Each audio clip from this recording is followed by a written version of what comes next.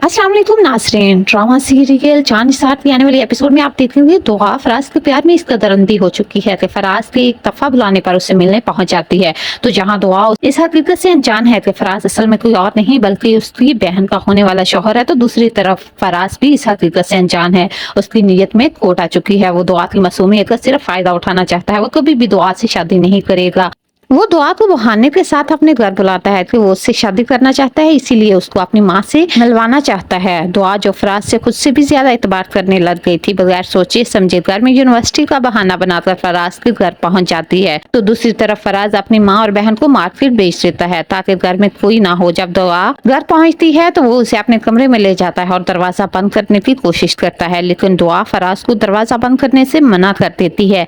तब फराज को अंदाजा हो जाता है कि दुआ अगर होश में रहेगी तो उसके लिए मुश्किल पैदा कर सकती है, इसलिए वो दुआ को जूस में नशावर दवा मिलाकर देता है, जिसको पीते ही दुआ बेहोश हो जाती है।